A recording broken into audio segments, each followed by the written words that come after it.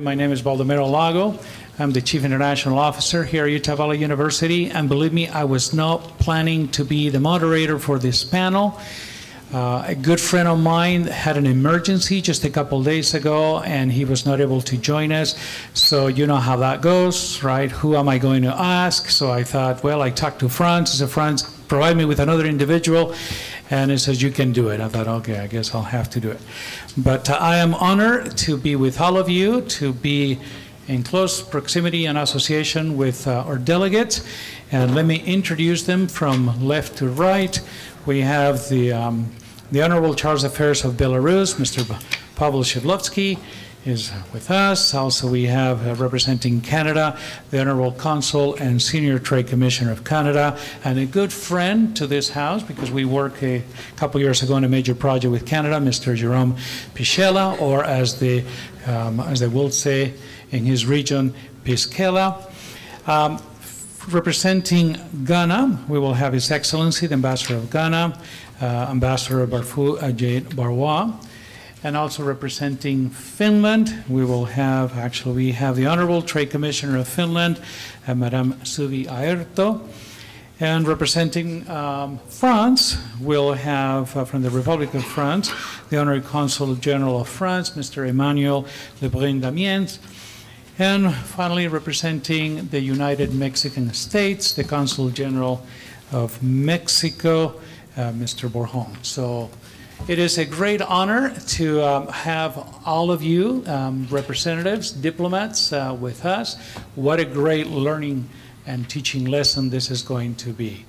I have asked each panelist to introduce their nation. I said to them, you have 3 minutes to sell your country to this great audience.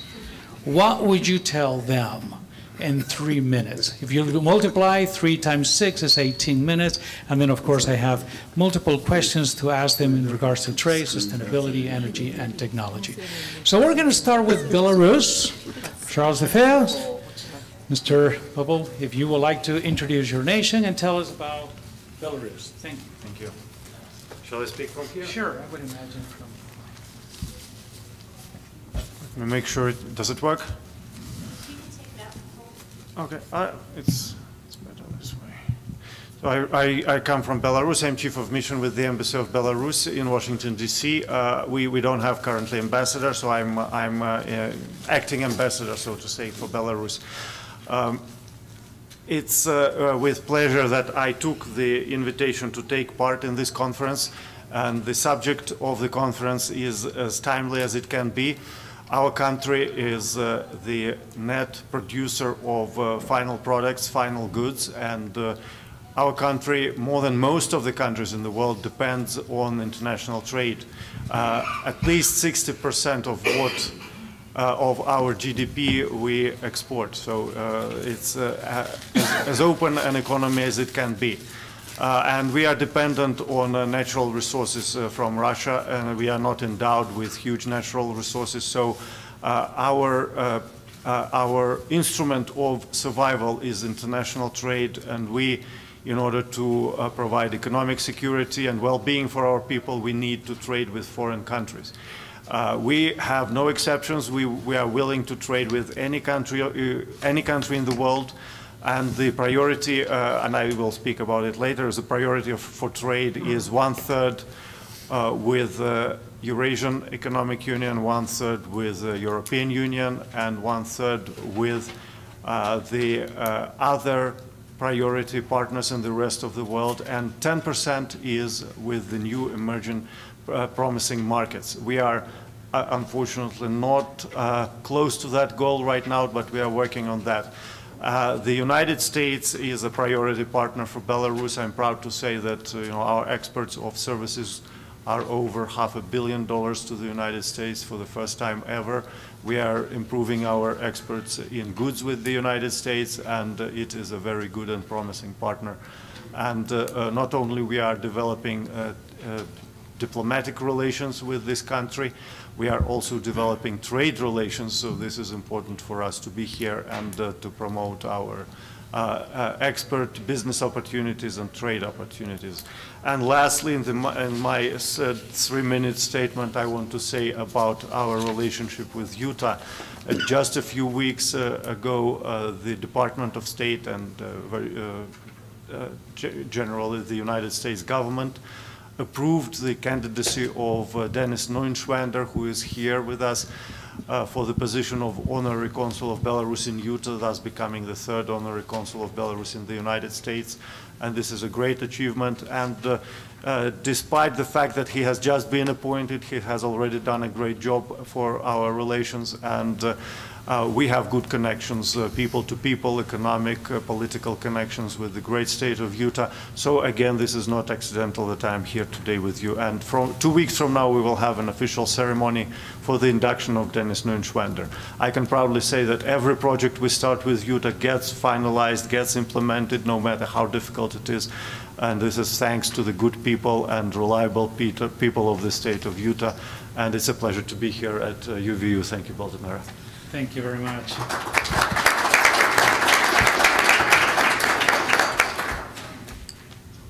First, Baltimore, I want to say that it's a pleasure to be back at UVU. As you mentioned, we've worked together before, and I'm really delighted to be here again. So my name is Jerome Pischella. I am the Senior Trade Commissioner and Consul of Canada, based in Denver, Colorado, and we cover five states. And I could say that my favorite is Utah, and I would not be lying, so it's always a pleasure to be here. You are all very blessed to live in such a beautiful state where so many great things are being done. So as you may know, Canada, of course, is not only the neighbor and the ally, but also the largest trading partner of the United States.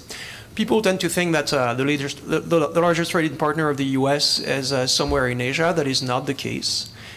We actually buy more from the US than China, Japan, South Korea, and the United Kingdom combined. Not everybody knows that. It's the largest bilateral trade relationship in the world that we share. It's $4.1 trillion annually. Every minute, there is $1.2 million worth of goods and services that crosses the border either to or from Canada and the US. So if you want to count, I've got 3 minutes to talk. That's going to be $3.6 million. That's not too shabby. As far as Utah is concerned, very important state for us. Our relationship with Utah is annually, it's about $3.3 billion. It's chiefly around, ore and resources. Materials. That being said, we see a lot that's happening on life science, on innovation, on aerospace. So it's a very vibrant relationship, which we highlighted when I had the pleasure of working with World Trade Center and going to Toronto, Ontario, with a delegation that was led by Governor Herbert about 1.5 years ago, and that was really chiefly focused on innovation. A couple of other facts. There are about 79,000 jobs in Utah that depend on direct trade and investment with Canada. So definitely a very important one.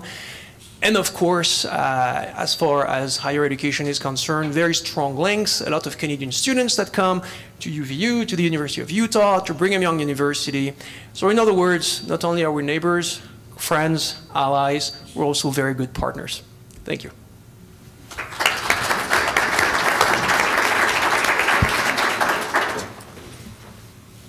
Good morning, ladies and gentlemen. My name is Dr. Adjei-Barwuah, and I happen to be the ambassador of Ghana to the US. I think the instruction is to introduce our country.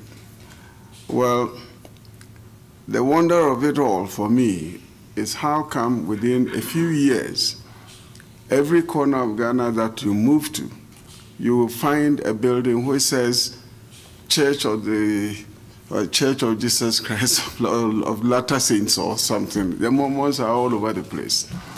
So Utah knows us more than probably we know Utah. But then I'm not going to spend the 3 minutes telling you everything about Ghana because I don't want to deprive you of the intrigue of having to go and visit us. And when you go, don't allow the Ghanaians to prevent you from doing what a tourist should do. That is spend money. because Ghanaians are so very hospitable that if you allow them, you probably will keep the monies in your pockets and regret that you never spend them. But do come and visit us. The fact is, if you take the Greenwich Meridian and you take the equator, at the point of intersection, whichever direction you move, the first landmass you hit is Ghana. So you can have comfort in the knowledge that most probably the Creator stood on Ghanaian soil whilst he was doing his business. In that case, we are proud to tell you that whatever it takes to build a society, to develop communities and such, that the Creator put anywhere, we have a bit of it, and some of them we have a lot more. And because of that particular location, for those of you who are religious enough, if you've been searching for the Creator and you haven't found him yet, maybe you should lay wake in Ghana, because he probably will return there. So it is the place to visit. And the fact of the matter is, going to Ghana is probably going to the best part of the African continent. And I can tell you that in the older years when the Arabs used to come down south to trade, one of the cities that they first hit is a city called Kumasi in Ghana. It's Ghana's second city. And the Arabs said, Kina pazote o Kumasi nete paso paradi. That is, if you haven't been to Kumasi, you haven't been to paradise. So in introducing Ghana to you, I'm basically waving the flag of happiness in your faces. Come and visit. You will be very happy you did. Thank you.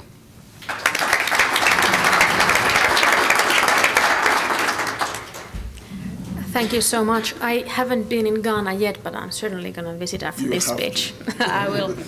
This is also my first time here in Utah, but I can tell you it's not going to be the last time. So thank you so much for the invitation. First, I would like to ask, when you think of Finland, what comes to your mind first? Sorry? Far north, yes, that's true. Sorry? Fish, yes, we eat a lot of fish. Beautiful, thank you. Education. Education, go ahead. Education. Sorry? High quality life. Yes, high quality of life. We love our comparisons. We Finns like to think that, what do the others think of us? So we are always proud when we are number one, or at least in top 3 in different comparisons in the world. And there were some things that we tend to be in top 3. Education is one. We have the best education system in the world. We cannot say that it's the most beautiful. There's no rating for that, because I think it's a matter of opinion. But when it comes to high quality of life, Finland is one of the best places to live in, and number 1 in sustainability as well. So when I think of Finland, 3 things that I like to think of first. Number one is the education. We are not a country to compete with a cheap labor force, but we are the country to compete with very capable and the best educated workforce in the world. Another thing is the nature. We are proud of our nature. There are 187,888, so 187,887 lakes in Finland. And that means that we are very eager to sustain also the fresh water. The third thing of the nature would be the openness. That's not only the idea of governing our country, it's also our idea of the world economy. We are very strong supporters of the open world economy, open partnerships, openness in discussion. It also comes to corruption. We are one of the least corrupted countries in the world. That also includes, in my mind, the idea of welfare state. So we have the idea of taking care of each other, and that is something that I am proud of. Also internationally, we have the universal healthcare system as well as the universal education. So you can study all the way up to PhD without having to pay a dime for the education. At least you get paid for studying. And that is an idea I really do want to support. When it comes to visiting to Finland, I would suggest 2 times, either into winter time, when it's actually quite dark, but it's snowy and there are the northern lights, the aurora borealis, so it's very beautiful, and you can go skiing. I don't need to tell you that in Utah, because I just went skiing yesterday in Alsa, and that was great. But it's possible in Finland too. Another time would be summer, when it's light throughout the night. So that's something to experience as well, that the lightness throughout the day. But because we have a bit different mindset, we are arranging the biggest startup event in the world, named Slush, by the end of November. And why is that? Because the weather is so bad, it's raining and it's slushy all around, that the people actually stay in the conference hall and gather together, and there are 20,000 participants from the startup world, so that's quite amazing.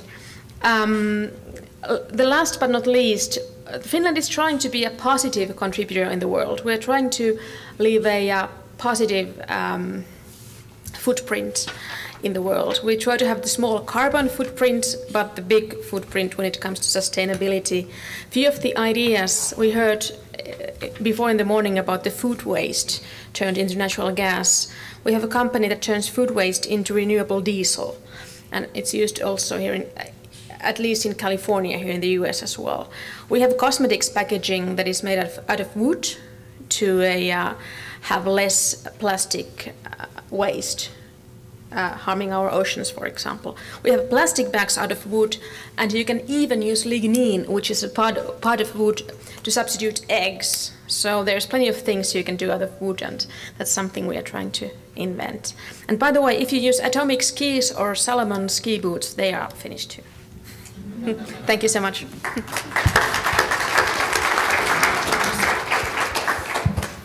Good morning, everyone. My name is Emmanuel Lebrun-Damiens. I'm the French Consul General in San Francisco. From the consulate, we cover 10 states from the northwest of the US, and in every state I go to, I say it is my favorite one, except that in Utah it's true.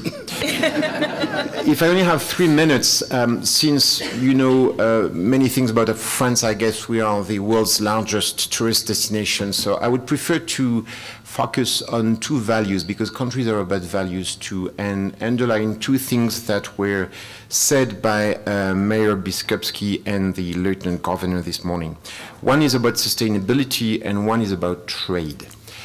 About sustainability, I was very glad to hear Mayor Biskupski say that it's not only a question of environment protection, it's also a question of economic growth. And this is something we agree on.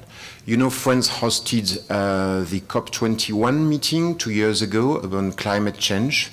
And the Paris Agreement is the first international binding agreement on climate.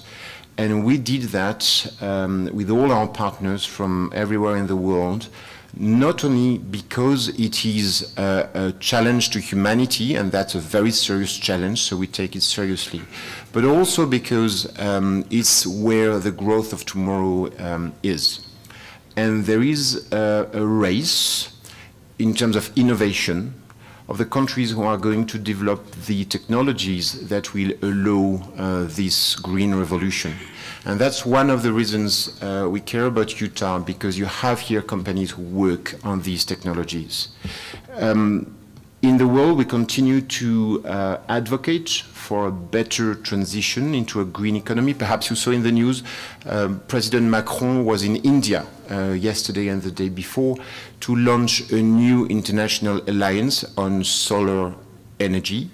Every country in the tropics benefits from a lot of sunshine and should develop solar power. And with India, we co-chair this alliance, and France is going to give 1 billion euros in order to help these countries do that. we have ambitious targets as well in France and in Europe. The European Union decided to have common goals, so we share these goals, and we're going to decrease our greenhouse gases by 40% by 2030. France has a low. It's already one of the lowest, the country with the lowest carbon emission of the OECD, because we have a strong nuclear energy. It's around 40–50% of our energy and 70% of our electricity. But we are developing renewable energies, as you do here, and our goal is to have a third of our energy from renewable energy by 2030. So this was my first point, sustainability. My second is about free trade. And the Lieutenant Governor this morning insisted about the mutual benefits of trade. And I would just like to give a few figures, as Canada did previously. France is far away. It's not that a big country with 60-something million inhabitants, but we have many French companies in the US, we have many French companies in Utah, and in Utah, for example, these French companies created close to 5,000 jobs. And bilateral trade is around the same figures between Utah and France, and it's mutually benefiting to the two countries. At a time when there are disagreements about the benefits of free trade, we should remind these figures, because the free trade and all the order established since World War II are the reasons for the extremely high economic growth that we've had in the last 50 years that were absolutely unknown before. And this is why we diplomats take so much about trade, because this is where we can build the growth of tomorrow as well. So sustainability, free trade, two things that are very important in the French diplomacy. And each time I come here, I have discussions about this. I will be visiting this afternoon a company, BioFire, which was bought by a French company, Mérieux, with hundreds of jobs here and working on biotech. It's another very important topic to us, but I think I have finished my 3 minutes.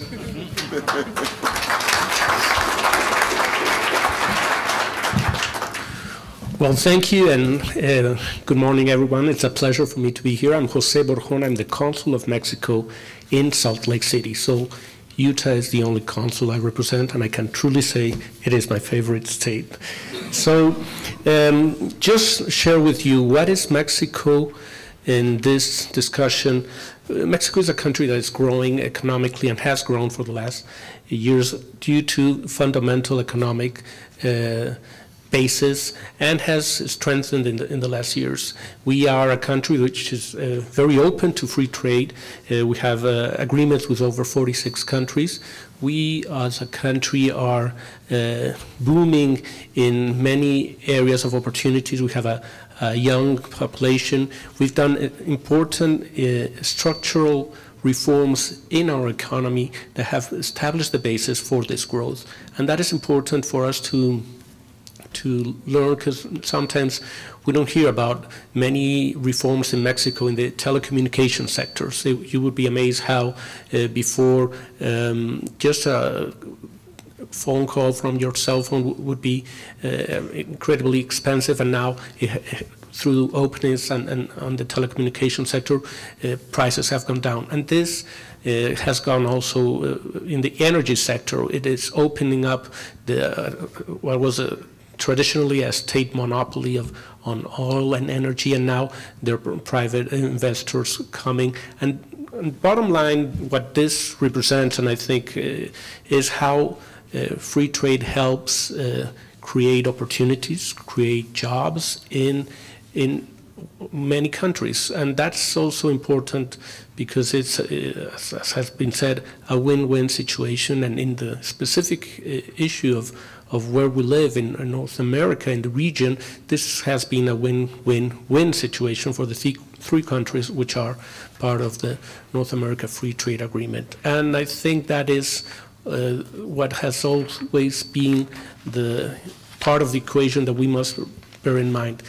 Free trade promotes economic growth, and that promotes also jobs, and jobs in our countries, in the states. And for example, in the state of Utah, we've calculated around 46,000 jobs depend on trade relationship with Mexico. So that's amazing how each state has a story and of how their economy is globally and interlinked. And I think that is important to bear in mind when we talk about trade, and obviously that is also in the case of Mexico and its very dynamic relationship with the US. We have a bilateral trade of around $584 billion US. So put that in a perspective, and we've calculated that around 6 million US jobs depend on trade in goods and service with Mexico. So let's see that as a big picture as we go dwelling down into specific areas, and Utah is no exception. We've just heard how it's growing dynamically, and it has to do because it's part of a larger market here in the US and in the world. And Mexico is a good partner in that. Thank you. Thank you very much to all of you. Let me describe a little bit of how the panel is going to function and run this morning. I have a couple assistants, Glennie and Rainey. Rainey, if you want to just say hello right there, just wave your hand. And Glennie, I don't know where she stepped out, but she'll be back. So we have a couple individuals. They have some 3x5 cards. So if you have any questions, could you please get one of those cards, write those down, and then Rainey or Glennie will bring those to me, and then I'll be able to ask some of these questions throughout the morning. I'm going to be asking you some questions, and I would ask if all of you could stay within a couple of minutes, 2-3 minutes. The fact that I ask a question and we have 6 of you, that will take almost 20 minutes just to answer one question, and we hope to have a nice dialogue when it comes to these areas. I'm going to begin by working on actually asking you the question on trade. This is, as I mentioned, we have 4 pillars. So one of them is going to be trade. And I've already heard from some of you folks, but I would like to hear perhaps what your government or your office, especially those that lead the commercial office, position is on this. Did you have, as a government, did you have a strategy? Do you have any strategy when it comes to international trade, when it comes to exports, when it comes to foreign direct investment? What is your strategy as a nation? Anyone can take the mic. I can start if you want. Go ahead, Jerome. Thank you. So, as far as the strategy is concerned, yes, we do. I would certainly hope so anyway. 78% of our trade is done with the United States of America. So even though we are, of course, trading with other nations and putting a lot of effort on other nations as well, since the US is our biggest customer and we're the biggest customer of the United States, all eyes are on the United States, of course. And a big part right now, and maybe the elephant in the room, is, as my Mexican colleague said, all the conversations are taking place around NAFTA, making sure that the renegotiations on NAFTA are conducted in a way that is fair and a win-win-win situation for the 3 countries involved. You know, it's a free trade agreement that's 25 years old. Most of you were not born 25 years ago. So, I sadly was very much born 25 years ago. We need to update it. We need to agree, and we need to make sure that we do not hurt a trade relationship that is important for vital, would I even say, for the 3 countries. So that would be the one big part of the strategy these days. Great, thank you. Anyone else? Yes. If I can say something about the specific case of European Union countries, because today we as member states of the European Union don't have competence anymore on trade negotiations. We decided that we would be more powerful together, and so today, I was a negotiator at the United Nations, for example, in New York, and so when we went to trade discussions, there would be one person representing the 28 member states of the European Union, and it was one person from the European Commission. So every discussion on tariffs, for example, are done by the colleagues in Brussels. So we don't have trade negotiators anymore, and it's one of the challenges of our UK friends with Brexit, because now they are going to have to negotiate bilateral agreements with many countries in the world, but they haven't had trade negotiators in London for 3 decades now. This does not mean that we don't have a strategy as nation states. Then in the world, our work is to promote French exports. So we have trade visits. I have 20 people in my office to help French companies see where they have an opportunity to sell their technology here in the US. Also, we have accelerators for tech companies. So we bring tech entrepreneurs and we help them develop their products here and know how they can sell to the local market and the global market, because this place of the world is the center of the global market in terms of technologies. FDIs are very important. So one of my main roles is to help American investors to come to France and also to see the French investments here in the US. And there are many in Utah. I was mentioning them before. These investments are very important. Just to mention one figure, France created 500,000 jobs in the US, and the US created 500,000 jobs in France. So when you consider the two sizes of the two countries, it's very beneficial to the US. So when I hear criticisms about FDIs in this country, I'm always a bit surprised, because it brings a lot of jobs to the United States. Thank you. Mr. Ambassador. Well, I think with us, when we are looking at international trade, we would want to find a way of at least changing the mood, first of all, because over the years, international trade, as far as we have grown to know it, has always appeared like a turnpike. Cheap goods coming from our kind of country and expensive goods coming from your kind of country. So at the moment, what we are trying to do is to get countries like the US to recognize the necessity for reviewing the pattern of trade so that there is a certain level of equity for everybody, and therefore it becomes a win-win situation. So if you look at it, the fact of the matter would be that somewhere along the line, going by the classic economic theory that the West have always used, where the raw material is, probably would be the place to place the manufacturing because of the cost of transporting raw materials. So we are, in a way, trying to get countries and then companies in countries like yours to actually come and invest in us.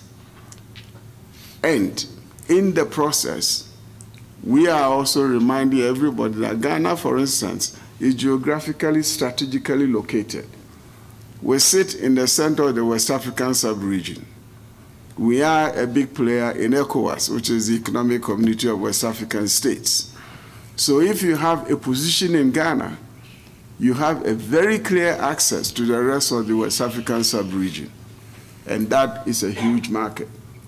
Considering the fact that Nigeria alone has a kind of population which says that every single, for every 5 Africans, one of them is a Nigerian. And Nigeria has a big economy. So in developing our trade policy, we are aiming to get people to appreciate the fact that we sit on a hub, and therefore, one can always benefit from associating with us. Besides that, we've also introduced policies where we create even free trade areas for countries that are going to do manufacturing and export to have the advantages of a certain kind of, easier tax regimes and whatnot, even though already our tax levels are quite low, as a part of the package of promoting, free trade and investment. And besides, we have some of the products that most countries don't have. Palm oil, we do have. We do have, items like cashew nuts, which most countries don't have. We do have, the kinds of horticultural products which we haven't popularized because somehow or the other, we are now having to review the production of the kinds of items that we have with regard to our particular advantages and therefore looking out for markets, for them. So generally, we basically are providing, the world with a brand new market. You know us for our cocoa, yes. You know us for our gold, yes. You know us for our manganese, yes. You know us for our diamonds, yes. But we are bringing on stream the kinds of products that we haven't popularized. And what we are trying to get, countries like the US, and especially Utah, because of the fact that we have developed this kind of relationship with Utah, in looking at renewable, sources of energy, we also are looking for renewable sources of energy. I mean, we basically have 12 hours of sunshine. We want to tap it. And Utah is in a position to take advantage of that. We have recently discovered oil.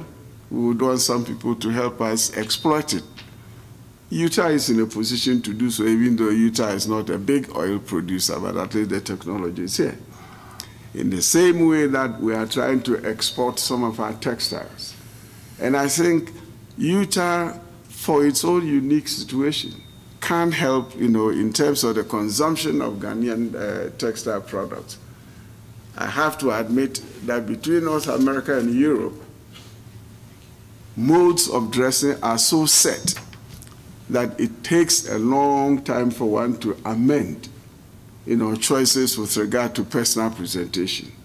But we've got what it takes. We've got what it will make people. And if these days you have introduced a bit of color, we are the owners of the color.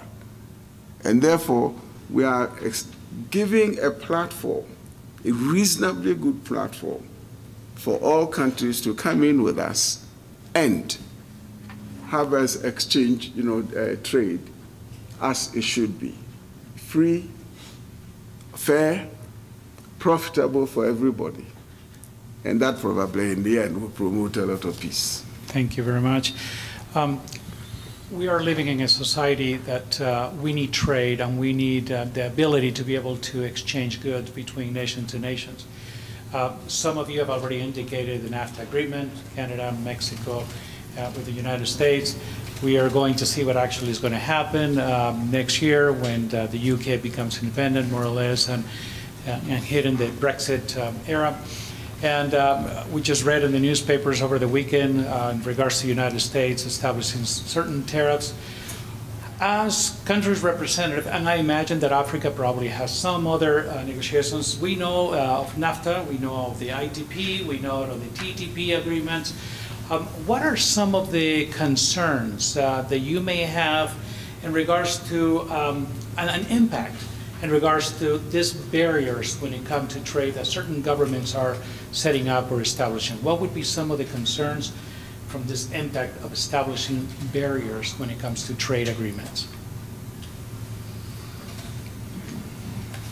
Start again. Good. Yes, sir.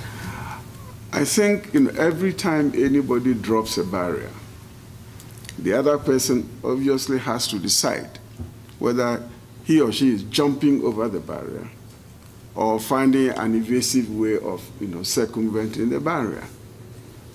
And unfortunately, you cannot talk about free trade and at the same time build barriers. It's no different from wanting to go to heaven and refusing to die. So as far as we look at it, it is going to create some kind of noises in the system that will not be of significant benefit. And I think in dropping the barriers, some of the bigger and well-developed economies do believe that it is going to be advantageous. But for us on the African continent, within the next 2 decades, we probably are going to be the ones who have the market, because the population is going to be big. Most of the population is going to be slanted, towards the 25 to 0, age group. That is where most consumption is going to be. And in fact, we would want to have trade in such a way that we would be able to leapfrog, because we are always playing catch-up.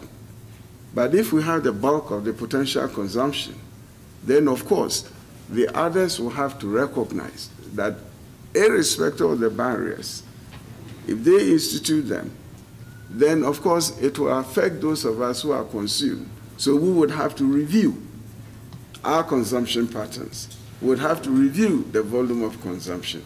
We would have to review what is it that we are capable of paying for the goods that are being sold, because we don't have a bottomless, as it were, potential to purchase. So it's going to be difficult for all sides, and therefore those who are dropping barriers may have to reconsider it becomes the impact. very difficult. Yeah. Mr. Pischella, yes, and then Mr. Borjon. Protectionism practically always ends up hurting the country that tries to be protectionist. And instead of going on a big theory, I'm just going to give you a personal example. 3 years ago, I just moved to Colorado from DC. We get a call from the mayor of a small town in Colorado that shall remain nameless. That town had been receiving federal funding to build a bridge. Not a big bridge, it was a $20 million bridge, but they needed it. And the bridge was done, it was finished.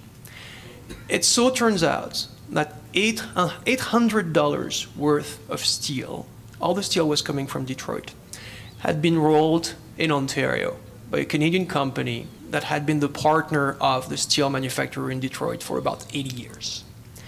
Because there were $800 worth of Canadian work in that $20 million bridge, and because it was federal funding, therefore it falls under Buy America, DC, someone, was telling the city that they had to dismantle the bridge and start over. $800. So they asked us if we could do something, and I said, no, we can't. I mean, we cannot. That's a protectionist measure that's been put by the federal state of the US. Still, we decided to write an op-ed in the Denver Post, just denouncing this and highlighting that protectionist measures practically always end up hurting American citizens. The op-ed was picked up by the Denver Post. Through the magic of the internet, it made the front page of our chief newspaper, the biggest newspaper in Canada. And then the US Embassy saw that, and then miraculously a loophole was found, and the city did not have to dismantle their bridge, which we're very happy about. This is just a bridge. But if we're talking about larger protectionism and trade barriers, think about how it could impact your economy. It's not going to be good. Mr. Borjon. Well, thank you, and very well said by my colleague from Canada, and I just wanted to take issue on this regional agreements you've been mentioning, for example, NAFTA, International Trade Agreement, Transatlantic Trade. They are not protectionist agreements. On the contrary, there are agreements where a group of countries decide to further their integration, economic integration, their trade, and facilitate investment. And that is important to understand, because sometimes they can be understood as protectionist, but they're not. They're actually furthering the economic cooperation in certain geographical regions. And I think the question should be also, why are we as a world, and I'm thinking on the World Trade Organization, not doing this kind of larger conversations that will benefit all countries, especially those who are in a less developed state, because it has been obviously proven that they will have much more to benefit from an open economy and trade that will promote that their products reach this country. So my interest also is what is happening on a world stage, that we are not advancing negotiations that can really benefit the whole world in different countries, and by promoting trade, which is fair and open. And I think that's where we see an increase in regional agreements to promote trade among a group of countries with several interests, and that's where it's important to see what will happen at a larger level. Thank you. Yes, Madam. Thank you. Just quickly to the first question of the trade strategies. Yes. My colleague from France is exactly right. So EU has the exclusive competence in trade and customs policy, and Finland is one of the countries that strongly support the cooperation. And that's the idea we want to promote also in our own trade promotion strategies. We have this idea called Team Finland, which means that we try to work as a team, different ministries, different like Patent and Register Board, for example, is there, cultural institutions, Business Finland, and we have the Innovation Fund, that is actually the biggest angel fund in the world, I think, at the moment. So the state funds some of the startups and even bigger companies for their R&D, so that's part of the work. But coming to the trade barriers, I think it's very important to distinguish the trade rules from trade barriers. Trade barriers tend to increase the price and at the same time decrease the innovation. And trade rules are the ones that enhance the sort of fair play in the market. So that is a distinction that is very important to do. We do think that the trade policy is not a zero-sum game. The ones that think more protectionistically think that it's sort of a zero-sum. If we do get this, you get that, and it's like someone loses something when someone wins something. But we do tend to think that everyone wins when the trade is open and is fair. And I just read about the protectionist ideas from the 19th century, and there was Henry George saying that what protectionism teaches us is to do ourselves in time of peace what our enemies seek to do to us in the time of war. And I think that puts it quite well. Thank you. Yes. I will try to answer both questions. First of all, for a country like Belarus, for which international trade is like lifeblood for economy, our government prioritizes export promotion and development of new and efficient ways to support international exports, international business activities, and to attract foreign investment. The country adopts on a 5-year basis the export promotion program, and the current program was adopted in 2016, and it's got a number, it's a volume, it's a book, it's got a number of instruments and guidelines and targets, and it's designed for all participants of foreign economic activities. To summarize the essence of the program is it is aimed to promote, diversify national export and promote primarily innovative and high technology exports. Also, we are updating legislation to attract foreign investors, to attract business transactions with foreign countries. So all of that is happening, and Belarus is a country that de facto is part of WTO, because in the Eurasian Economic Union we assumed responsibilities for WTO because Russia became a member and later Kazakhstan became. At the same time, we are not members of WTO, so we don't enjoy the advantages of this organization. And we are now in the final stage of negotiations on adopting our national legislation to comply with WTO requirements, both with WTO and with specific members of WTO, including US, EU, and other countries.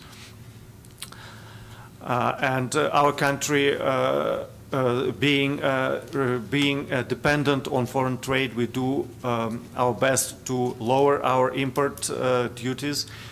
So we believe that protectionist measures run against the tide of post-war trading system, because the general level of tariffs is becoming lower in the world. So it's going against the tide, and our country has always been against protectionism and against sanctions in foreign trade. And I agree with other speakers that this is not about fairness in international trade, and sometimes sanctions are imposed not to punish specific activity. The sanctions sometimes have no particular reason, and they actually punish honest and competitive product of another country in favor of their own national producers. Sometimes, unfortunately, this happens.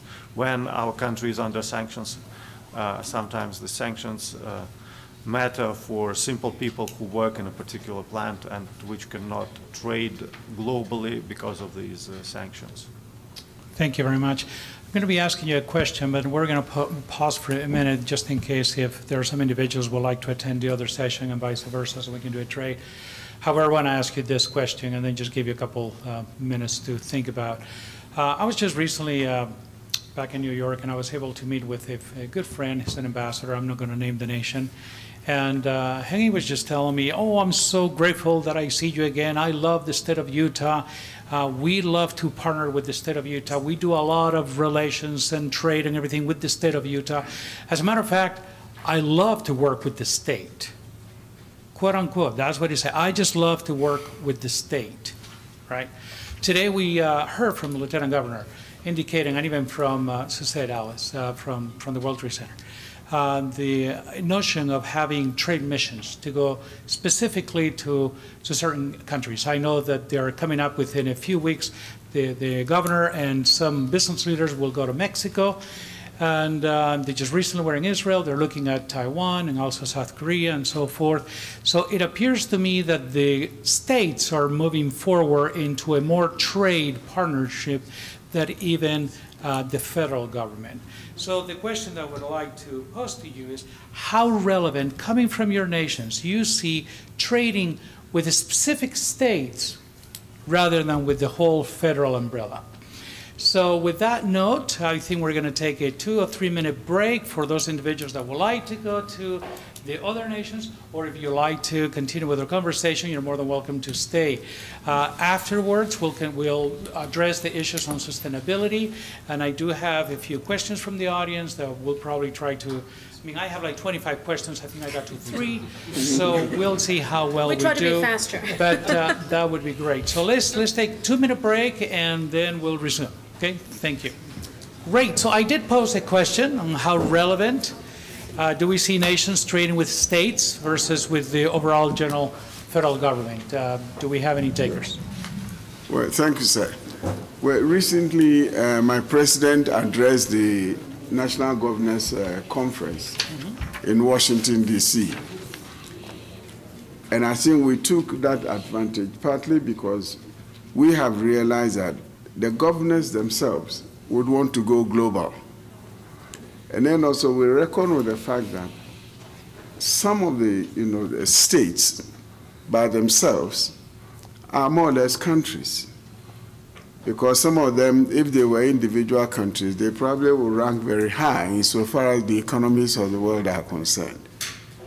And then we would also want to believe that it's better to get closer to the general population than it would be just staying with the federal system. So it is the question of people meeting people and the business that generates that will make trade much better. Because especially where you are dealing with individual trading areas and you are dealing with individual political units, you get a better cohesion and a better exchange, better understanding than it would otherwise be dealing with this political superstructure. So I think that move is probably the best that we can have at the moment. And it also prevents this whole idea of trade barriers as they relate to the global situation at the moment. Because I think we have to distinguish between putting trade barriers in which have a certain kind of political connotation as against developing trade areas which are based on a certain kind of proximity or a certain kind of boundary relationship and allowing a certain kind of free flow of trade in between units with contiguous boundaries. So the relationship with the individual states is obviously going to be very advantageous for most of us. Thank you. Mr. Borjon.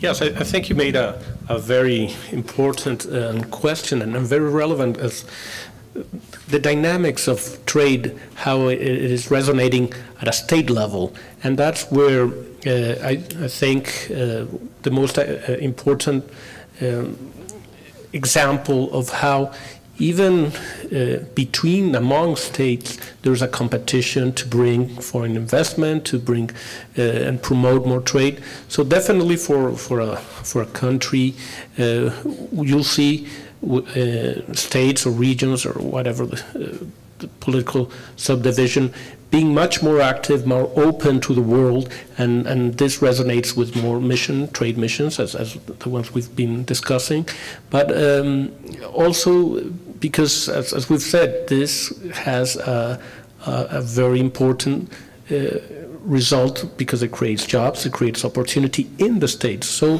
there is a cutting-throat competition sometimes among states to bring investment, but also to go out, to become much more international and to become much more globalized.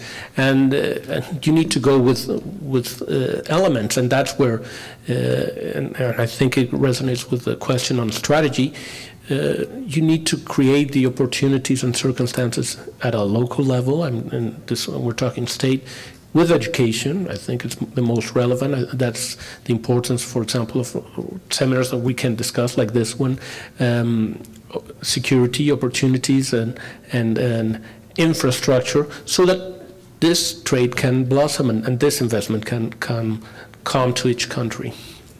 Yes. Just very quickly, first I agree that for trade you need to go local. And 2 years ago France took the decision to have the regions competent for trade missions and the promotion of exports. We have 13 regions, so each region is around 5-6 million people. And I think local politicians are better to promote their companies because they're close to the entrepreneurs. But second, I was surprised when I arrived here in the United States to see that the US market is not entirely integrated. You have different norms. For example, for car emissions, you have two sets of norms in the US, one decided by Washington, D.C., one by the Parliament of California. But these rules done by Sacramento are followed by something like 13 US states, for example. So you need to talk with the state governments. As well, there are some products for which you need licenses state by state. It's the case for wine, for example. That's important for France. And so you need to, if you want to support your producer, to go and help them state by state. Mr. Shidlovsky. The previous speakers took most of my good points, but I would like to only to indicate what is specific for Belarus. I would put it very simply. We definitely cannot work without federal government, and on some issues like WTO accession, we work with the federal government, with USTR. But we understood a while ago that in order to do specific business and to promote regional, interregional cooperation, we need to go to states which have huge economic authority, and some states like Texas, like California, consider themselves republics, and realistically they are larger in economic potential than most of countries in the world. So we try to connect the regions between of Belarus and United States, and we try to connect different businesses, different industries between Belarus, in Belarus and in specific states, and the less politics we have in our interregional relations, the better.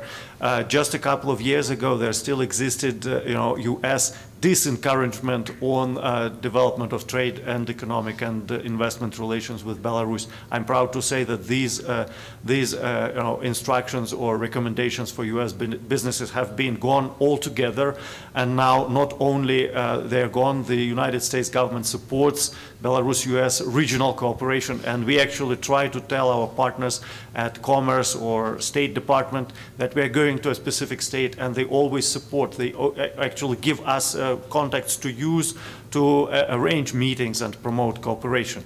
So this is all positive. And I would say the less politics we have on the federal level, the better it is for economic relations, because now all the political, political framework is in place for us to trade and cooperate directly with different states. And this is what we're going to Utah, and we have good and ambitious plans for Utah. It just takes time to arrange all that. Thank you very much. Yes. Just specifically on Utah, you have a government that's extremely well organized, that works really well together and works with us really well and understands business. And I've always put it on the fact that I think it's cultural, and Utah was based on collaboration in its early days with the pioneers.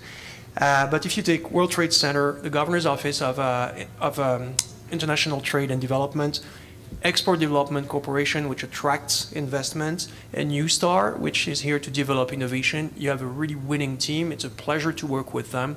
They're really, really well organized, and it's not always the case as far as governments are concerned. So you should all be proud. The governor also organizes a forum that's called the Global Forum in October. If you're interested in international trade and international affairs, I highly recommend that you attend. For us, we've been going every year since the inception, and it's probably one of the best forums that I go to. Don't forget also May 15 and 16 for the Governor's Energy Summit. I know you pay me well, Megan, so thank you. Thank you. Appreciate that. When it comes to... Oh, yes, go ahead. Yes, thank you. I think it really depends on the producer as well. So for different regions, different states, there are different producers, and I really think that there can be partnerships that are really beneficial for both. For example, renewables is a big matter for us, and there are states have different ideas on these, and I'm very happy to hear that Utah is very progressive on that side. One point I would like to make on this would be that Finland is a high-tech country. We tend to have the Silicon Valley disease. I call it a disease because I think it's wrong to think that when you come to do business in the US, you need to go to Silicon Valley, because that's not the whole truth. I would say that we always try to say to Finnish companies that you need to see the whole America, even outside the Silicon Valley or the Bay Area or San Francisco. You need to see it whole. And that's why I would really like to encourage, and I'm happy to hear that Utah has good cooperation within organizations, but also with the countries already, because I would really like to encourage to businesses to come also to Utah internationally, because California is not the only place, or New York is not the only place, but there is Salt Lake City.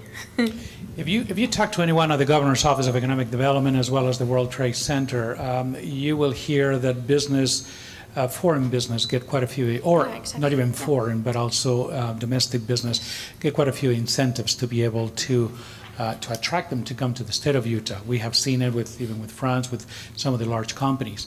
Now let's look at the reverse. When it comes to tariffs, when it comes to taxation, right? When it comes to VAT, value-added tax, right? What would a business leader, an entrepreneur, would want to, what would be the key element that would motivate that company to be able to conduct business with your nations when they're faced sometimes with high tariffs, with high VATs, and so forth? I mean, how can you attract local companies to do exports and imports with your nation? Yes, Mr. Lugo. That's a very dangerous question, because if every one of us explains you all our taxation benefits for foreign companies, it's going to take the rest of the time. But clearly, it's a very competitive world. So every country, every region wants to attract foreign investment. So we all have some incentives. I'll just mention one for France. It's on R&D. We have the most generous system on research and development. Canada and Singapore are very close. But This is a decision taken by the former government and which is supported by the current government for one reason. We have many engineers. We have schools of engineers that are sometimes 200 years old, created by Napoleon. And so we have this huge amount of engineers going to the market every year. And we want them to stay in France, and we want to offer them good jobs. So the more we have investment on R&D, the best jobs they have, and the better it is for the future economic growth. And that is why, because it's not only a matter of bringing R&D center from US companies to France or Europe, it's also a question of partnerships between labs, because this is where innovation takes place, when you have international partnerships. So partnerships between universities and partnerships between labs are very important and mutually beneficial as well. And that's where Utah is an important state for us. Thank you. I would like to also say predictability. I think it's very important for the businesses to know that when they come there, the conditions stay about the same if they do not improve, that you're not surprising the companies with new tariffs or new regulations that are going to be hard for the business. So I would say that the good governance and the predictability in that matter, but also comes to word of trust. So when you shake hands with someone, you can trust that, okay, this thing lasts. Mr. Shidlovsky. I will still burden you with some, but it's a very good example of a good taxation regime for our high technology park, for the residents of high technology park. For 15 years, zero profit tax, zero VAT, and 1/3 lower than national average income tax for individual income of programmers. It's just 9%. And all that created excellent opportunities for tech companies to develop in Belarus. And within 10 years, they increased the exports of computer services from 0 to over $1 billion. Last year, they crossed the $1 billion threshold. In absolute terms, it's not a huge figure, but for a small country like ours, it's a big deal, and they are occupying a larger chunk of the national economy. And I'm proud to say that 45% of that goes to the United States. So our tech experts, computer services experts to the U.S. Exceeded the level of $500 million last year, and the tendency is 20–25% growth annually, despite whatever economic difficulties our two countries may have. And the last thing, I've just recently studied how the high technology companies are working with the educational institutions in our country. At least 8 universities are working with high-tech companies. There are over 50 joint laboratories. They conduct joint courses both in the universities and in the grounds of the high-tech park.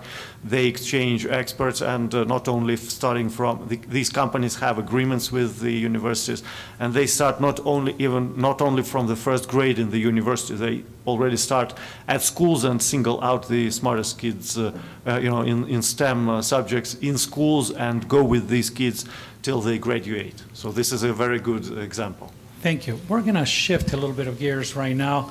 We're not exhausted. We could stay here for 3 more hours just talking about business, economy, trade, and so forth, but I think we have a couple other topics to address. One of them is sustainability. And I would like to hear from your nations.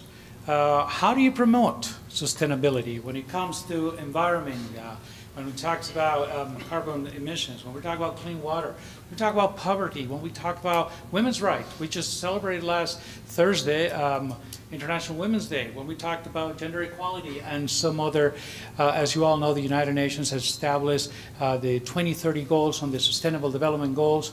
What is your nation doing? Best practice. Who would like to take that one? Yes, go for it. If I was to talk about gender equality and what we do there and supporting the environment and sustainability, we'd be here for the next 10 hours. Yes. So I'm just going to give one very, very quick and real-life example. That's what we do in my office. So we work in Colorado, and I would love to do the same in Utah, with local partners, and we organize technology challenges, which we call Clean Tech Challenge for insert the name of the traditional sectors. That can be mining, that can be oil and gas, that can be transportation. And what we do is that we gather large companies, say in mining, and we invite about 6 Canadian companies, 6 companies from the US, typically smaller companies, that have new, novel, clean, green technologies that can be used by the large companies to get greener and to save money. And it works extremely well. And we have another one coming next month. And I would love to do the same in Utah. I just wish I had more time to do it. Thank you very much. Yes. I'll be happy to share with you some of our experience, and I'll try to answer to all the questions in one sentence. A fine lady who is Deputy Speaker of the Upper House of Parliament, the Council of the Republic, she is the National Coordinator of SDG goals, Sustainable Development Goals for Belarus.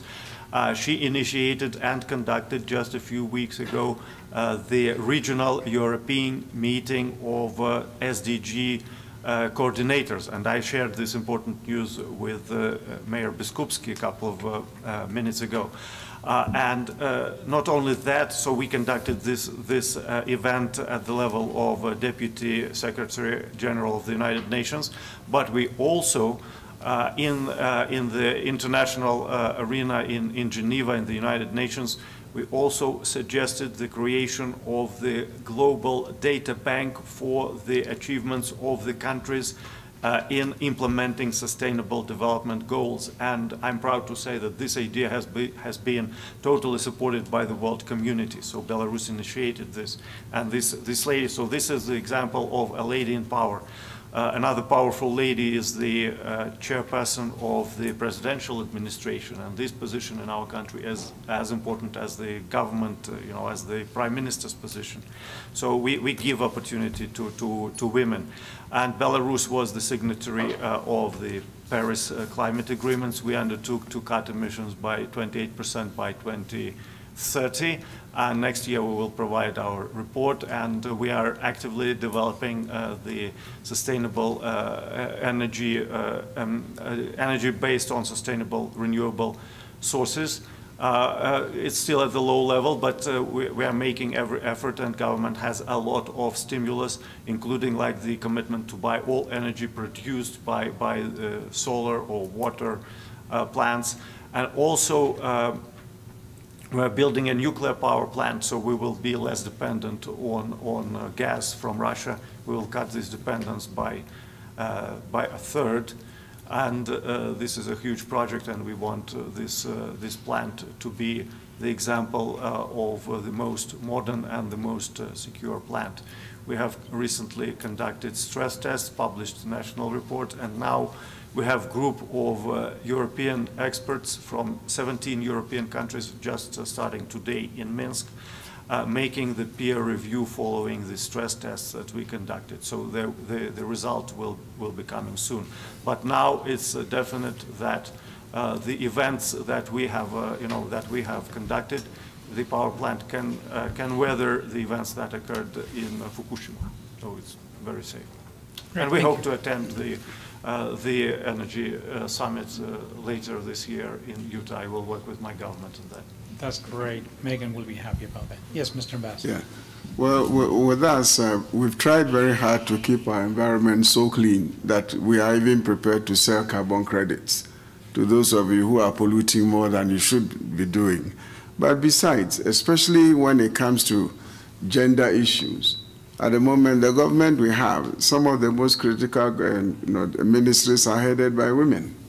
Foreign affairs, local government, aviation, women and children. That alone has a ministry. But it is the president's policy that more women should be brought into government. And in fact, I personally also believe that if there were more women in parliament, the country would be run better. So we are encouraging a lot of women to get involved in national administration. And then, of course, we have had problems with people who are engaged in illegal mining. And in fact, China is one of those countries that have been, more or less promoting this.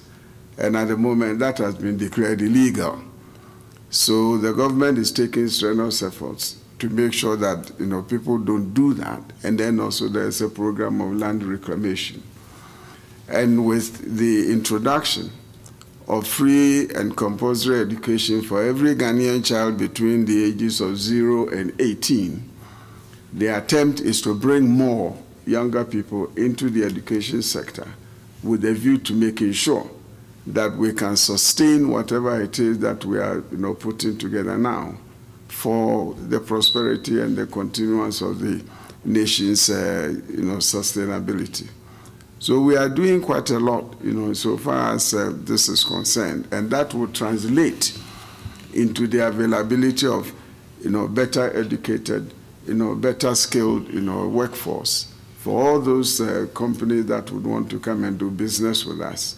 Because in the final analysis, both of us ought to have the kind of relationship that will make both of us very happy. Thank you.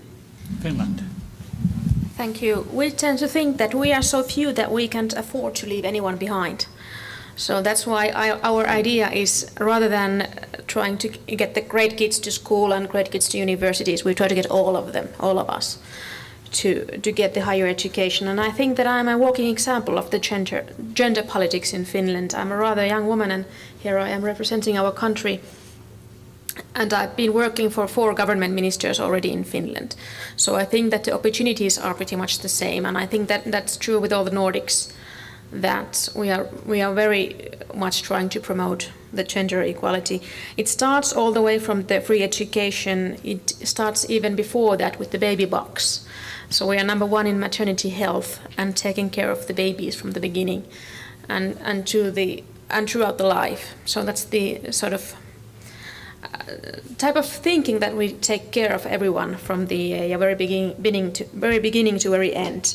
When it comes to sustainability, actually this year marks the year when renewables surpass the fossil fuels in Finland in the usage. And I think it's very important. Another point would be the circular economy. We are going towards the zero waste policy. And that's what we are working on very much at the moment. One example could be the tax reliefs for the electrical vehicles. So trying to promote the different ways of the traffic as well. And 4th is the innovations. I mentioned a few, like the wooden plastic bags or wooden packages for cosmetics and so on, so that you can get a use of renewable materials more and more, so that we need less and less plastic and the fossil fuels in total. Thank you. Yes, Mr. Borjon. Thank you. You mentioned the Agenda 2030 and how those countries approach it. And I think in the specific case of Mexico, what we've done is, how do we make it part of our public policies? The agenda establishes 17 national objectives of development, indicators of where we are and where we should be. And what we've done is, try to have this land at the most local level. So we have established first a national council with the Mexican public administration, but at the same time we've invited all the states in Mexico to establish a council, and the objective is for aligning our public policies and in seeing that we're working into obtaining those markers of development and in gender equality, in inclusion, fighting poverty. And more important, that this becomes a national strategy, regardless of the current and future governments. So that's where we've been working to put that as part of our strategy as a nation of sustainability, and aligning our budgets and policies both nationally but at a state level into what are we doing, and at the same time how can we measure what we're doing. So that's also a work we're doing with our National Institute of Statistics, so that we can have clear and understandable markers and we can reach them, and the objective finally is that we have a strategy that goes beyond political administration, so that we can reach that markers and that development for our country. Thank you. Just very quickly, three things. First, I'm so glad that you brought in the question of the social pillar of sustainability. Sustainability is three things: economy, environment, and the social pillar. And it's very important because in the criticisms on globalization, in the criticisms on free trade, there's a lot about that, about how globalization created inequalities inside countries. And my view is that the more equals we will be in the world, the less you will create inequalities inside the countries, because you will close, for example, the gap between the wages in poor countries and in rich countries. So the social pillar matters. Second, coming back to the EU and Utah, this is a topic on which we are both very good. The EU and its member states, we're the first provider of official development assistance in the world. And we're very proud of that because that's one of the core values of the European Union. And Utah does a lot as well, and the Lieutenant Governor mentioned it this morning, how Utah is open to the world, how Utah welcomes people from many countries from the world. And this is something which really struck me the first time I came here. Third, it's about gender. I worked on overseas official development assistance in the past, and so my responsibility with my team from Paris was to decide what project we would finance with the money the government was giving us. And a small part of it was about gender, and we wanted to increase that. And in fact, we found a better way. It's shown that every project, be it humanitarian or development, if you have a gender approach into it, it will have two benefits. First, the effectiveness of the project will increase, even if it's not about gender. Just because you ask yourself the question, is there a gender bias in my project? Okay, I'm going to build a community place, but have I asked myself the question of access for women, or where is it, how it's going to be managed, what will be the governance and the place of women in the government? If you ask yourself these questions, the effectiveness of your project will be bigger.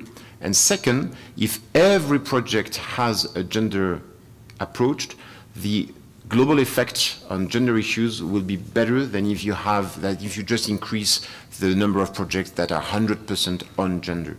And so that's what we decided to do, and now in every project we do in the world on development assistance, we have this gender approach. Thank you very much. That was a wonderful answer, all of you.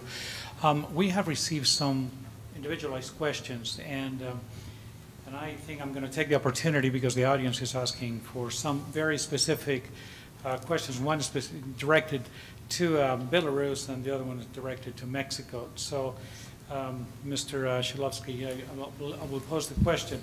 So in many ways, Belarus is a country at a crossroads, bordering the Europe, the EU to the west, and Russia to the east. How can Belarus manage relations with both sides without getting pulled too far from one direction or the other one?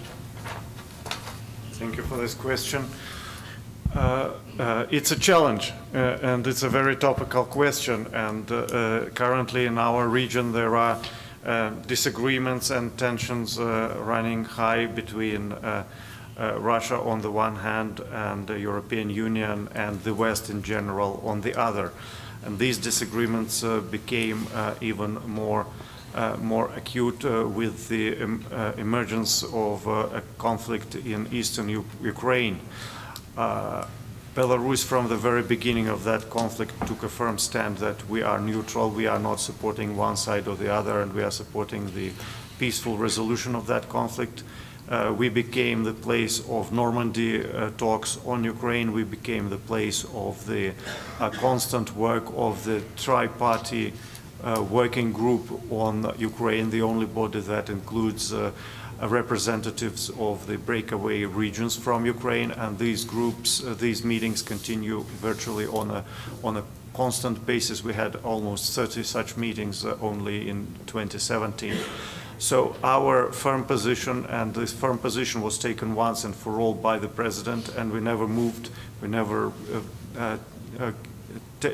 made any concessions to one or the other party, that gave us benefit. And after that, the players in the region, the players in this conflict, they actually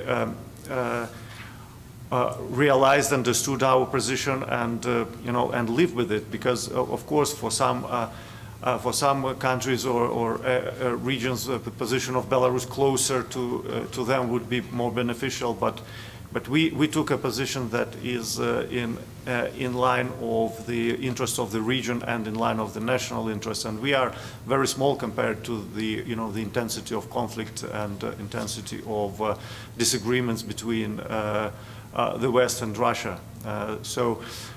We are. You can say that we are like playing in this situation. We are like trying to maneuver, trying to stay away from the conflict and stay away from the imposition of choice. And we have managed it so far, but sometimes it becomes very difficult, and sometimes there are intentions on one party to move us closer to another. But we stay in the same place, and this is about the consistency of our foreign policy and firm character of the word and actions of our president. And at the end of the day, this gets appreciated. So we want to continue our peaceful role in the European region. We want to bring peace in Ukraine, and we want to contribute as much as we can. Although we are not direct party to negotiations on Ukraine, we still contribute to our territory, and we will be happy to continue to do so. And thank you for the question. Thank you. Mr. Borjon, we are a state here in the state of Utah that we love our Hispanic community.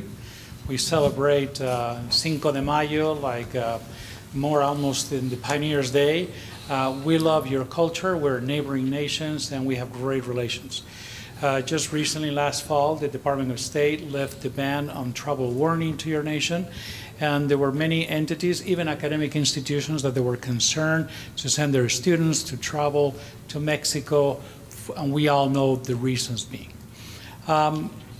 What could we work, or what could we do to make sure that our community or business leaders or academic institutions feel, quote unquote, embraced within the big abrazo from Mexico, that we're going to be fine when we are traveling to your nation?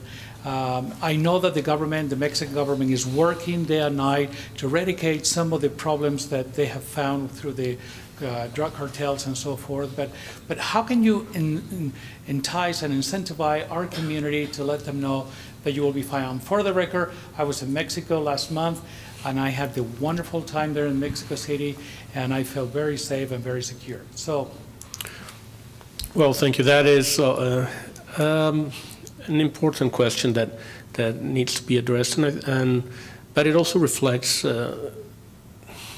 the relevance of what we have been talking throughout this day, which is the people-to-people exchanges. My first impression is we are usually, especially when we're talking about Mexico, very much driven by, can be your 5 and 10 p.m. newscast, which will always kind of look into the most gore and news extraordinaire, and that's something that we need to go beyond, and that is obviously a mission of any diplomat to share, well, the richness of a country and its possibility, and how this, exchanges have been going on for years, the importance, on the relevance of foreign investment in Mexico is an example of how companies establish themselves because they see the possibilities of a large specific market, and they see it as a safe and secure place for them and their investments. And at the same time, you put a very good example, the growing relevance of tourism in my country. We are now among the 10 most visited tourist countries in the world. We're probably around 8, and we'll be very soon on 7. So that's where you need to see the perspective of how movement of peoples and exchanges is the best example of how this is working, regardless of specific issues that we may have in certain areas of security. And that is, to me, the most important. I think it's important that people understand, and that's what we've been working with the U.S. authorities, with a very targeted and savvy recommendations of where to travel or not to travel, and those are policies that any country has. We ourselves also have travel warnings and say, well, this part of the world is not the safest right now. So as we worked with foreign countries and sharing information, accountability, travelers from other countries can feel secure and enjoy their stay as they have been in the last year. So I think that is my most important recommendation, that we go beyond, let's say, your everyday news and share and learn on every people-to-people exchanges and possibilities there. And, you know, at least in my experience here in Utah, whenever I talk with someone who has had the pleasure of going to my country for business or pleasure, fortunately has had a good experience, and that's what I take back. Thank you. Thank you very much. I would like to pose a question to my European friends. As the Honorary Consul of Spain, I would imagine that we Europeans are a little concerned, as well as the rest of this community, when it comes to the topic, of course, of Brexit. Impressions coming from France, coming from Finland, coming from the EU counterparts. All of a sudden, your big brother is leaving us. What are your impressions? And how that would affect your nations, as well as the rest of the community? I remember very well the night when there was the Brexit vote. When I went to bed in Finland, I was like, well, it looks good. The Remainers are winning. Then when I woke up, it was horror. That's basically it. So for Finland, Britain has been one of the countries that has been very like-minded when it comes to trade policy. And obviously, it's always sad to lose someone who is like-minded. I could say it's a travesty for both countries in that matter, because there are going to be some trade issues now within EU and Britain, obviously. The negotiations will be hard. They won't get any easier, what would be my guess. But as my former boss used to say, in the European Union, there's usually crisis. Then there are theatrical negotiations, and at some point we find a suboptimal solution. And that's going to be the thing also this time. But I still do think that we are avid believers in the cooperation. And as the figures in trade and economies show at the moment, unfortunately, it's the Britain that is going to be the big loser in this one. One great example is the big banking sector that the Britain has. There's been the pass to work in the whole Europe from one country. And now, as Britain is leaving the European Union, the banks in Britain won't be able to work as they do at the moment in the whole European level. And that's just one industry that we are expecting to have more companies within the EU area. All in all, we are not happy about it. We are sad about it. I don't know if there's going to be if there is a way to find a solution that is still less suboptimal, but we hope for the best, and we hope to continue the good cooperation. Thank you. Yeah, we did not favor this decision. Before the referendum, France took position, which is very unusual in terms of sovereignty, to take a position about a referendum in a foreign country. For one reason, and my colleague explained it already, but you know, the European Union is not only about trade, it's about everything. It's about the economic growth, it's about our common foreign policy, our common defense policy. So we are so well integrated that we all benefit from it first, So we all lose from the departure of the UK. Second. Third, we are so integrated that it's very difficult to remove one country. It's like when you make an omelette, you want to remove one egg after you cook the omelette. How do you do that? And that's exactly what the current negotiations are about now. One last word about the negotiation. It's a tough negotiation. The EU is united, the 27 countries. We have interests, you know, in diplomacy. Every country promotes its interests. We sometimes forget that, but that's what's at stake here. There was a view that the UK, before Brexit, was 1 foot in and 1 foot out, because, you know, the UK had many exemptions from EU law, and that after Brexit, the UK would be 1 foot out and 1 foot in, so just the opposite. At the end of the day, not very different. I tend to believe less and less to that, because when you look at the negotiation positions of London right now, and they don't want to be part of the common policy of the single market. Then what's left is more or less a trade agreement, which is, we have a great trade agreement with Canada, for example. But this is a much lower integration for the UK than before. It's a very, very big step back. So we'll see what will happen then, but I think a 65 million inhabitant country will suffer much more than a 300 million entity. When it comes to trade negotiations, for example, when you come to the list of priorities for other countries and you have a market of 60-something million inhabitants, well, you will wait before the agreement with a market of 300 million inhabitants is done. And that's why, as I said before, when I was at the UN and the EU talks in one voice about trade, people listen to it. Size matters. Thank you. Interesting that you mentioned that it's not all economics. I just recently read an article from a newspaper in Spain. In Spain, we host a lot of citizens from the United Kingdom to come down, especially vacation purposes, the south part of Spain, the Costa del Sol. I mean, Brits typically come to vacation in that part of the Mediterranean. And one of the biggest concerns that I read in the newspaper was that now with Brexit, they have to worry about, because of course the Brits, when they travel, they love to bring their little dogs with them. Okay, their pets, they always have to come with them. Now the biggest concern is all the new requirements that the European has in place when you travel from a foreign nation to the country, when you bring a pet to a European nation.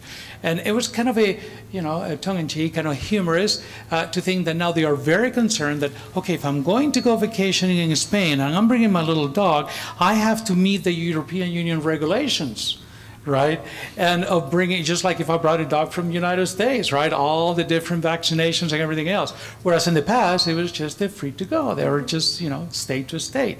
But it's interesting, it's not all economics. There's a lot of transition. I wish Colette Weston, Deputy Consul of the UK, would be here just to maybe defend a little bit herself. But nevertheless, it is a reality and it's going to hit us before too long. I'm afraid that there are not many pros for the ones that are promoting the export from Britain when it comes to Brexit. So. Yeah, I would imagine. We have 5 more minutes, and of course, if I pose a question, it's going to take another minute. I personally want to thank all of you for being with us today and educating us and enlightening us a little bit. As Mr. Shidlovsky indicated, we just had a newly appointed honorary consul, Mr. Denis Newswander, that has been appointed by the Belarus government to represent the nation here in the state of Utah. And we do have honorary consuls that actually will continue to promote and to continue to fight on behalf of your nations.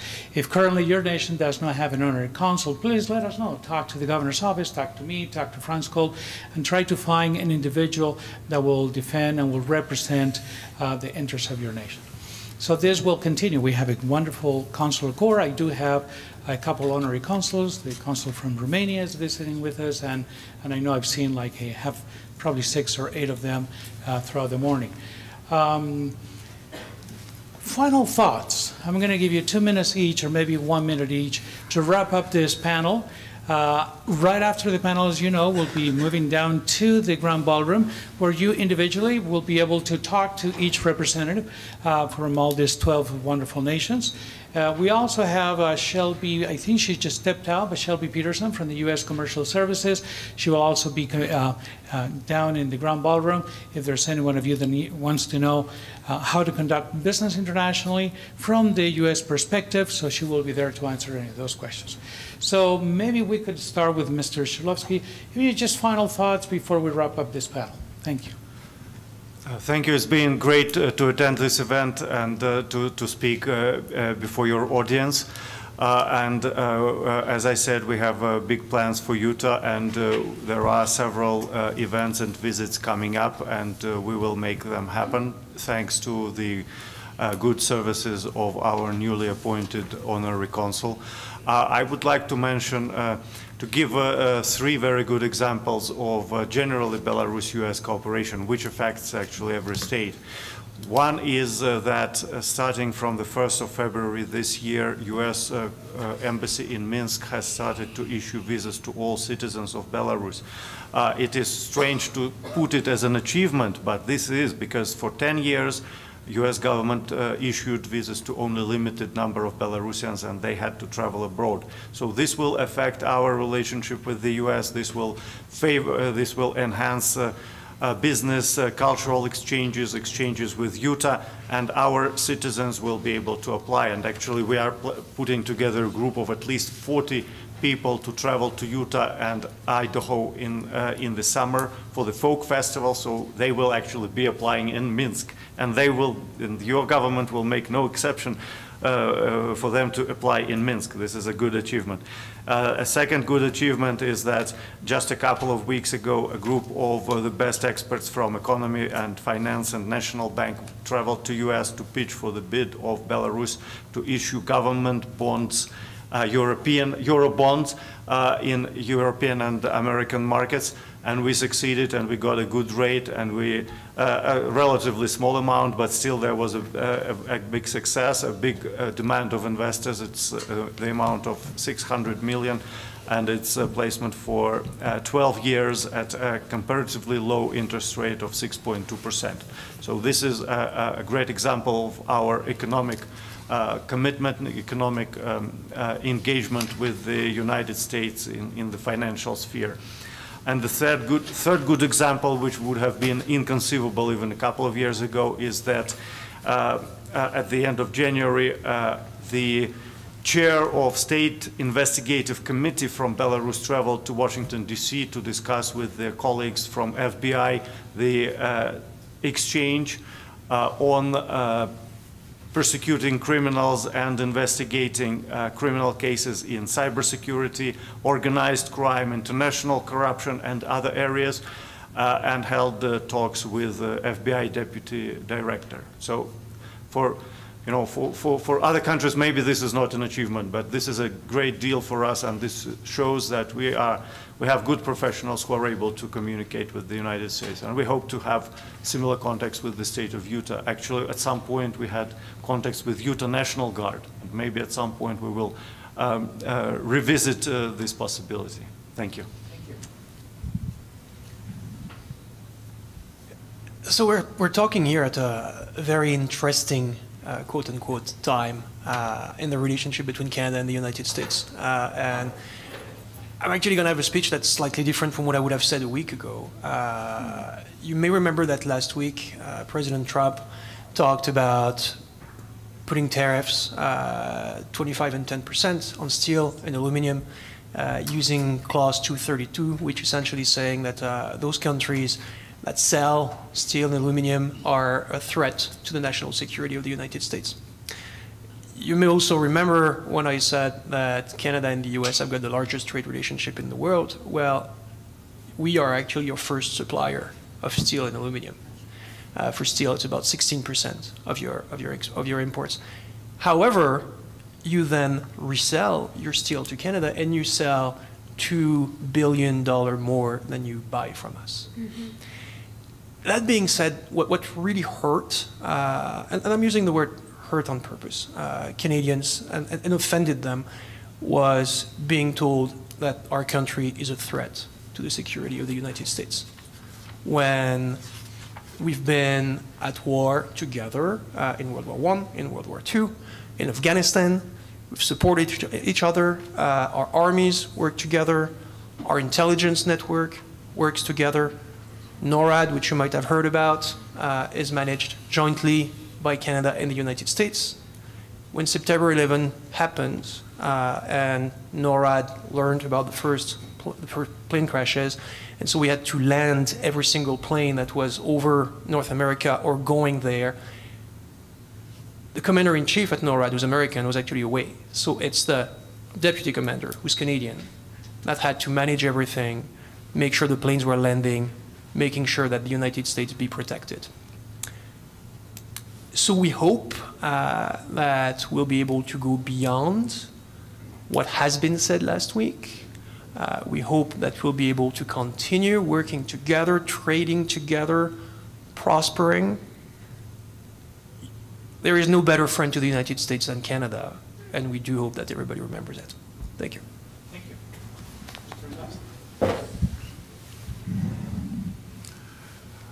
Well, I believe that there is a new kind of economic and diplomatic, wind that is blowing on the African continent.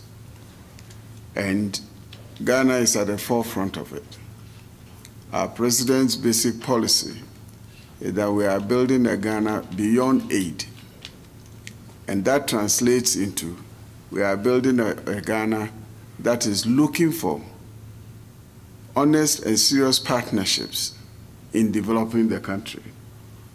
And that obviously would mean that we are looking for states and companies that are, in good faith, coming to Ghana to take advantage of what it is that we have, and in the process also help us to develop, our own country. And considering what it is that he said to the governors when we met, and considering the fact that as I'm talking to you, the governor of Nevada is putting together a big trade mission to go to Ghana, and in fact he's already sent a reconnaissance team of 3 to go to Ghana. It basically gives you the level of confidence that some of the states have already taken. And indeed, my having come here today is also to let Utah know that Utah has a good ambassador in Ghana already. That is the Mormon Church. And therefore, Utah is in a better position, even more than the other states, to actually look into what it is that Ghana has to offer and support Ghana to support herself and to help Utah also expand Utah's economy on the African continent. We provide probably some of the facilities that most countries don't, in terms of, for instance, providing space, either by way of free trade areas or even supporting individual companies to acquire the kind of space where they can operate in. We give very generous tax holidays. We don't put any restrictions on the movement of profits. All that we are asking is that come in, talk to us, let's identify areas which are going to be mutually productive for us, mutually beneficial for us, so that when it comes down to doing the accounting, Utah will be happy, we will be happy, and most probably Utah will be happier because of the generosity of the facilities that we provide. I'm hoping, and indeed I'm expecting, that we are going to develop the kind of relationship that will constitute an example for the rest of the US states. I don't mean to strike too many comparisons, but I, for instance, was particularly impressed by the approach that the governor of Rhode Island made to our president at the time that the president was here. Why was I impressed? Because I don't think the average Ghanaian even knows where Rhode Island is, except if the person studied geography in high school or something. But that was an index of somebody spotting a good opportunity and then wanting to take advantage of it. Utah, this is a good opportunity, grab it. Thank you. Thank you. Thank you so much. I would like to conclude by saying that it's rather easy to say that trade wars are easy to win. But if we actually end up having one, it means that everyone's going to lose. And I emphasize everyone is going to lose. I also think that we wouldn't need these protectionist thoughts if we would consider more of the sharing the benefits of globalization. If the benefits of globalization were shared more fairly, we might not need these discussions that we are having at the moment. That hasn't always been a case, and I think that there is something we could improve in each of our countries, and also in the US. All of us could do some improvement there, in addition to promoting the free trade. And just a small add for the end, we actually are looking for an honorary consul. So if there are someone that are interested in promoting the fair play and sustainability and equality, and want to promote the most educated workforce in the whole world, just drop us a note. And last but not least, a big thank you to all of you that have been patiently listening to us, and thanks to UVU and the great state of Utah. Thank you so much. Three things. One, thank you for attending this meeting. Second, to underline one thing which was brilliantly said by my colleagues from Canada and Finland: there are only losers in a trade war. And third, diplomacy deals with people. And if people understand each other better, then we've dealt with many, many problems. Since we're in a university, I just would like to say that something really changed my life in understanding other people from other countries. It was spending 1 year in a British university. Not because it was a British university, I love the UK, but it was just the idea of, for 1 year, living abroad with other students from all over the world and see a different education system, because that gives you a lot about the culture of the country you travel to and a lot about your culture. When you live abroad, you see your country from the exterior and you understand a lot about your country and yourself above of what you understand about other people.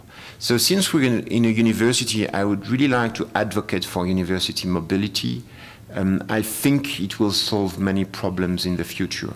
France is a host country. We are very welcoming to foreign students. We are the 4th country in the world in terms of foreign students who come to French universities.